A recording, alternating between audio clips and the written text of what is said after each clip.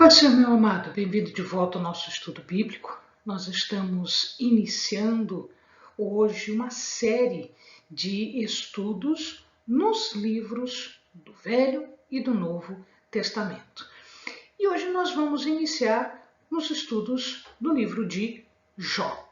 Portanto, pegue a sua Bíblia, pegue o seu caderno de estudos.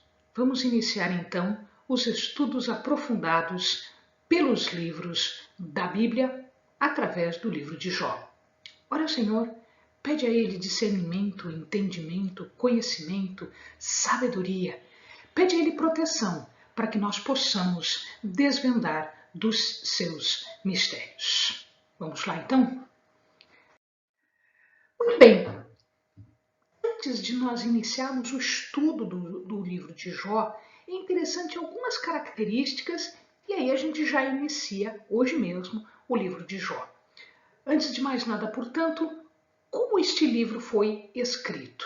Interessante que este é um livro que tem duas partes. Ele foi construído, ele foi escrito em prosa, ou seja, uma discussão corrida, e em poesia, portanto, em forma de poesia, da poesia típica e característica dos povos orientais daquela época.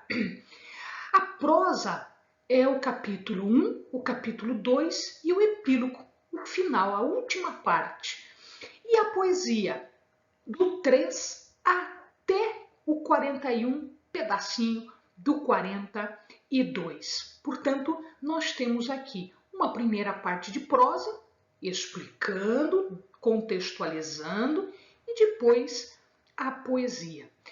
Ela é considerada um dos livros sapiensais mais complexos da Bíblia. E esta poesia é considerada uma das mais interessantes e das mais complexas poesias. Portanto, não é uma poesia simples, é uma poesia muito bem construída, muito bem realizada.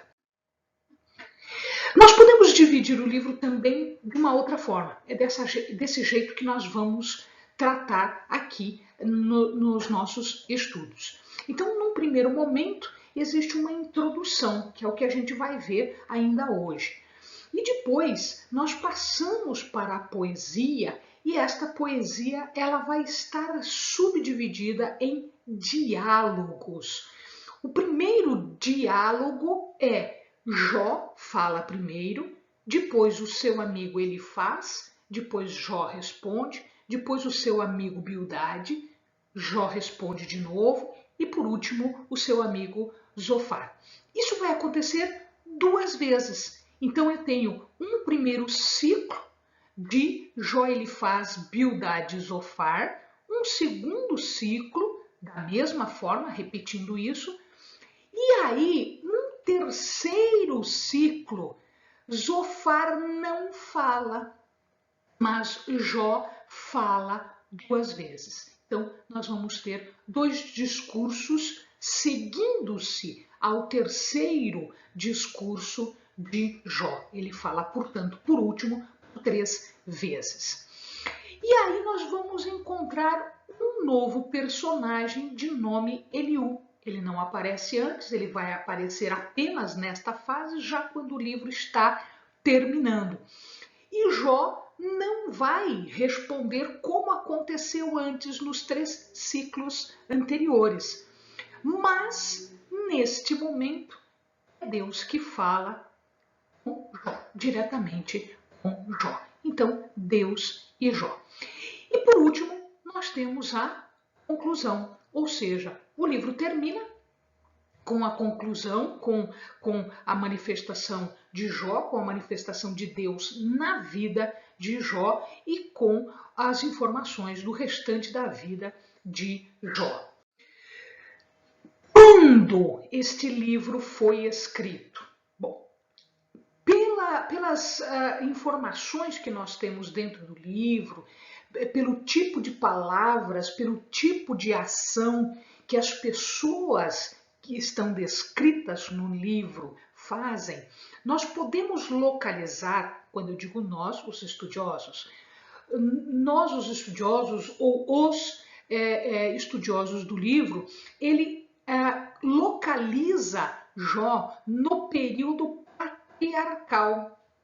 Então, lá no início, bem no início, após Abraão e Jacó, enfim, né, neste período aqui, ou seja, 1700 a.C., mais, menos, a gente não sabe porque não existe outra forma de afirmar com certeza qual foi a época em que isto aconteceu e qual foi a época em que isto foi escrito.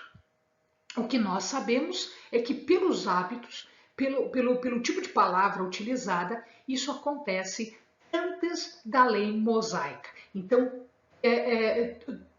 toda a história de Jó aconteceu antes de Moisés, antes que Deus desse a Moisés as leis. A gente vai falar disso um pouquinho mais para frente. Onde isso aconteceu? Bom, aí também nós temos mais algumas dúvidas a respeito disso. Alguns autores, alguns estudiosos, eles dizem que a terra de Uz, que na Bíblia está escrito isso, no livro de Jó está escrito isso, que isso se deu com uma personagem chamada Jó na terra de Uz. Então, alguns acham que ele fica entre Israel e a Arábia, próximo a Edom, Midian, ou seja, sudeste do Mar Morto. Nós temos aqui Jerusalém, Edom está aqui, Arábia está para cá, Midian está aqui embaixo. Toda essa parte aqui, Arábia, né? Todos os árabes são desta região aqui. Então imagina-se, alguns entendem que as palavras que eles utilizam por alguns hábitos, enfim, que Uz fica aqui.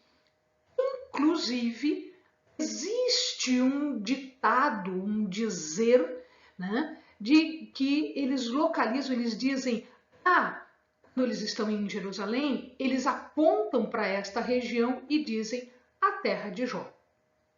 Né? Então, na terra que pertencia a Jó. Então, alguns ainda localizam do lado de cá a terra de Uz. Se vocês forem estudar por outros autores, outros estudiosos, eles vão dizer que ele fica um pouquinho mais para o norte, ele fica um pouquinho mais para cima, por conta também de algumas colocações que se fazem no livro. Né? Então, próximo aqui ao rio Eufrates, né? Aqui o rio Eufrates está aqui em cima, o rio Tigre mais um pouquinho para frente, né? A terra de Mitane, naquela época, ficava aqui para cima. A terra de Arã ficava aqui. Então, Uz pode ser aqui ou pode ser aqui.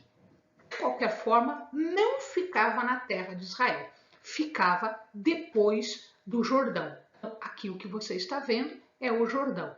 Então, ele ficava à direita do Jordão. Mais para cima ou mais para baixo, nós não saberemos dizer. Isso só poderá ser afirmado se nós encontrarmos alguma prova irrefutável. Mas, pelo que a gente tem, é por aí que ele fica. Como o livro começa? Qual é o contexto? O que estava acontecendo quando o livro começa a ser escrito, quando a história começa a ser contada? Bom, duas coisas muito importantes aqui. Em primeiro lugar, o livro conta que Jó fazia sacrifícios por si e fazia sacrifícios por seus filhos. Isto vai confirmar para nós que Jó era o sacerdote da família. Antes do sacerdócio ser estabelecido, antes das leis de Moisés, né, que foi dada a Moisés por Deus, antes disso tudo, quem fazia os sacrifícios para a família, quem era o sacerdote do lar, da família, era a pessoa mais velha, a pessoa mais sábia, era o pai de família. Portanto, nesse caso aqui. E toda a história vai iniciar, né, as desventuras de Jó iniciam numa assembleia, quando Deus, como rei, ele é descrito como um rei, ele está sentado no trono e ele recebe os filhos de Deus, os seus filhos, né, em uma assembleia. E é nesta assembleia que Satanás ele vai entrar, ele vai dar satisfação para Deus do que ele está fazendo, né? Então todo mundo vai lá prestar contas do que está fazendo para Deus.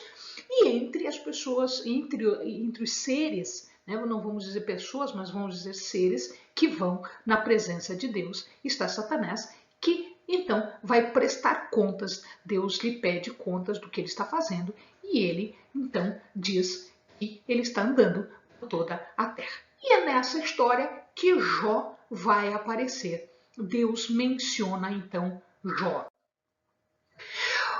Quando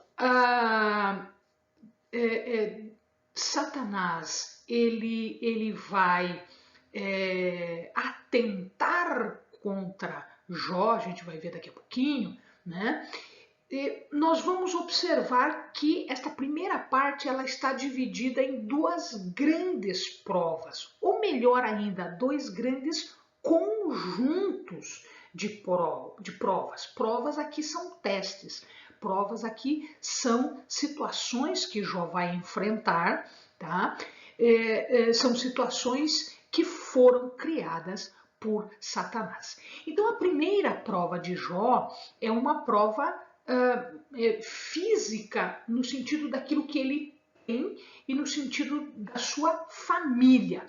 Então ele vai perder, ele diz a Bíblia que ele era um homem de posses, ele tinha dinheiro, e ele vai perder todos os seus bens, ele perde todo o seu gado. O gado dele era constituído de um gado maior, ou seja, de bois, era constituído de um gado menor, ou seja, de ovelhas, e ele tinha também camelos. Então, estes três serão todos dizimados. E eu não estou falando de 10, 20, 30 bois, 10, 20, 30 ovelhas, 10, 20, 30 camelos. Nós estamos falando de milhares de animais aqui. E, junto com isso, assim que todo esse bem é destruído, ao mesmo tempo, né, e logo na sequência, os seus filhos e filhas, que são em número de 10, 7 meninos e 3 meninas, são também mortos por pessoas que estão invadindo o local e que estão roubando tudo, destruindo tudo e acabam aí destruindo as coisas e acaba vindo um vento enorme e acaba matando os filhos de Jó. Então, não só é destruído por pessoas, então são pessoas maldosas que estão fazendo isso, mas também a sua perda é provocada pela natureza. Então, ele perde tudo que ele tinha em termos de bens materiais e em termos de bens da família. A segunda prova, que vem um tempo depois, são provas físicas agora e provas psicológicas. Então veja lá, ele é afligido por feridas absurdas, feridas enormes pelo corpo inteiro, chagas pelo corpo inteiro, pus, dor, sangue, vermes, né, no corpo dele. Depois a sua esposa ainda provoca e por último os amigos que vieram consolar acabam fazendo acusações malignas, infundadas e aí Jó acaba perdendo um pouco as estribeiras, né? A gente vai ver com o tempo. Então, primeira e segunda provas. Muito bem, então vamos lá. Vamos ao texto, o que é que está acontecendo agora. Vamos entrar no texto agora.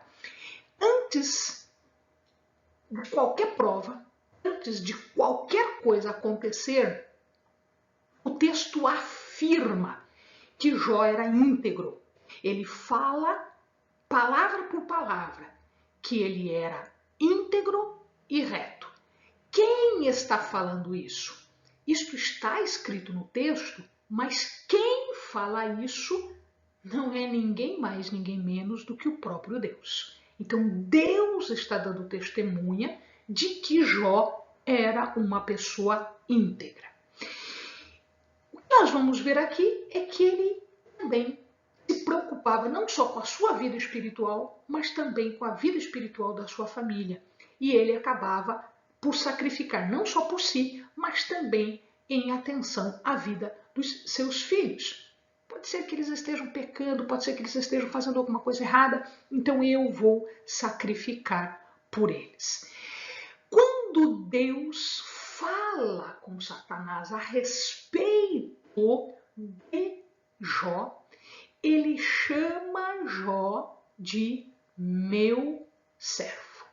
Olha que deferência, olha que honraria, né? O próprio Deus está dando testemunho da integridade, da retidão e está dizendo que Jó era um servo. Está reconhecendo que Jó era um servo. Então não era qualquer pessoa, era uma pessoa muitíssimo especial. Jó foi conhecido pelo nome.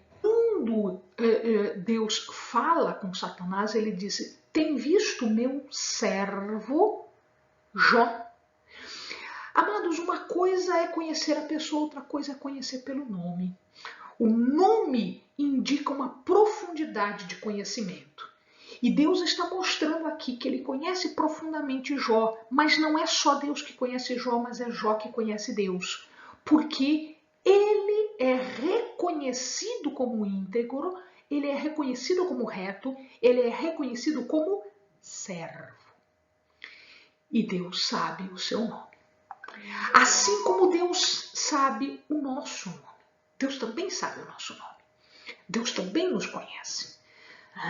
Não se engane. Deus sabe o teu nome, Deus conhece o teu nome e Deus te chama pelo nome. Neste momento, Satanás fica um pouco zangado. E, neste caso, ele começa a se opor. Ele é o acusador, ele é o adversário, ele é o inimigo. E na presença de Deus ele diz: claro, óbvio que ele faz isso. Você dá tudo para ele. Ele tem de tudo, ele tem família, ele tem dinheiro, ele tem riqueza, ele tem isso, tem aquilo. Ele é protegido e abençoado. Então, na verdade, ele não faz isso porque ele te teme, ele te adora. Ele faz isso por interesse. E aí, ele diz: toque nele e veja se ele não vai te negar, não vai te blasfemar. Então, o que acontece é que, então, Deus permite. Então, ok. Pode tocar nas coisas dele. Mas você não vai tocar nele. E aí, acontece isso. Acontece que ele perde os bois, ele perde as ovelhas, ele perde os camelos, ele perde os filhos, a riqueza. E quando ele fica sabendo disso, em momento nenhum, ele blasfema. Ou seja, Satanás estava errado sobre Jó. Porque Jó fala: nu saí do ventre da minha mãe e nu tornarei para lá. O Senhor o deu, o Senhor o tomou. Bendito seja o nome do Senhor. O que ele está dizendo para nós, amado? As coisas não são nossas. As riquezas materiais não são nossas. Os nossos filhos não são nossos. As coisas que nós temos porque Deus deu. Então é dele. Nós estamos apenas administrando. Nós estamos apenas conservando, nós estamos utilizando-nos da melhor forma possível, segundo a vontade de Deus, mas elas não são coisas, são nossas. Portanto, se Deus deu, Deus tira o momento em que Ele quiser. Bendito é o nome do nosso Senhor. Uma outra oportunidade, o que acontece é que Satanás volta lá e acusa de novo. E se põe contra Jó de novo. Porque Deus disse, está aí, você fez o que fez, você me levou a permitir isso, e ele não é culpável, ele não se desvia, e portanto, olha lá. Satanás disse assim, ok, na verdade ele não está nem aí para os filhos, ele não está nem aí para o patrimônio dele, toca na carne dele, porque ele é egoísta. Se tocar na carne dele, eu quero ver se ele não vai blasfemar. E aí Deus disse, então tá, vamos ver. Só não tire a vida dele. Mantém Jó vivo. E aí ele é tomado de chagas da cabeça aos pés. A Bíblia fala em Sherinha. A gente não tem uma tradução para isso, a gente não tem uma doença que seja isso. O que a gente sabe é que eram pústulas. O que é uma pústula? Pústula é uma ferida que verte pus, portanto está infeccionada. Isso dói, isso incomoda. Ela estava inflamada de tal maneira que Jó, no momento, ele pegava um caquinho de cerâmica que era para se coçar e para tirar o pus de cima do corpo. E não era só no braço, não era só na perna, não era só na face, era no corpo inteiro. Então imagina o incômodo disso, imagina a dor, imagina o problema disso. E aí, desta mesma forma, quando a esposa dele vem falar com ele, amaldiçoa Deus, morre de uma vez, olha aí o tanto que você está sofrendo. E ele responde, também não pecando, recebemos o bem de Deus, não receberemos o mal. Quer dizer, se for bem eu aceito, vindo de Deus. E vindo de Deus, se for o mal, eu não vou aceitar? Isto pode servir para mim como crescimento espiritual, como desenvolvimento espiritual. Se eu aceito bem, eu tenho que aceitar também o mal de Deus, porque é Deus. Muito bem, com isso a gente fecha essa primeira etapa e nós temos aqui algumas conclusões das quais a gente pode discutir e que o amado pode pensar um pouco, pode raciocinar, meditar um pouco. Primeiro, a nossa primeira preocupação, algo que o amado tem que pensar na sua vida. Nós tememos, nós adoramos a Deus porque Ele nos abençoa? Ou Ele nos abençoa porque nós o tememos e nós o amamos? Quem veio primeiro? O temor, a adoração, a bênção? Ou a bênção e o temor e a adoração? Por que você teme e adora a Deus? Porque Ele te abençoa?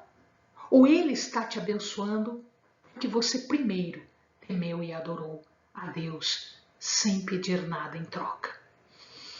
Outra coisa, Deus permitiu que Satanás fizesse algumas coisas com Jó. Mas veja que Satanás não pode fazer o que ele quiser.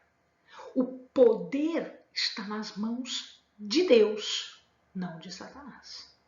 Ele, até ter autorização, ele não pode fazer nada. E mesmo assim, o que ele pode fazer está limitado por aquilo que Deus diz para ele. Portanto, Deus é poderoso para dizer o que pode e o que não pode fazer, inclusive para Satanás, principalmente para ele. Ele não pode tocar na nossa vida se Deus não permite. E Deus vai permitir por quê? Porque ele conhece Jó pelo nome. E ele diz, é meu servo. Ele vai permitir se ele conhece e se ele sabe que é um adorador. E ele sabe que aquilo será mais um degrau no nosso aperfeiçoamento espiritual. Deus não dá provas ou não permite provas sem que eu tenha condições de suportá-la. Isso a gente já estudou, o amado já conhece. Uma outra coisa, quando nós lemos o livro de Jó, muitos ensinamentos nos são dados nesse livro. Entretanto, nós temos que ter cuidado com esses ensinamentos, porque eles não estão já com o raciocínio do Novo Testamento. Então, nós estamos usando um raciocínio, uma teologia daquela época. Por exemplo, o problema do sofrimento daquele que é justo, daquele que é inocente. Jó era justo, Deus falou isso, mas ele sofreu. Naquela época, assim como muita gente hoje acha, só quem sofre é o pecador. Existem razões secundárias, existem outras razões. Paulo dizia isso. Paulo dizia que ele tinha um espinho na carne e que Deus manteve ali e que Deus não tirou. E disse, a minha fé te basta. Último ponto, Jó perdeu tudo. Absolutamente tudo. A gente vai estudar um pouquinho mais para frente isso. Jó perdeu absolutamente tudo. Mas ele não perdeu a sua alma. Amado, nós podemos perder tudo. Mas cuide. Cuide para que a sua alma seja preservada. Cuide para que você não perca a alma. Porque todas as outras coisas podem ser restituídas. Mas a alma não. Amém, querido? Bons estudos. Nos vemos na próxima aula.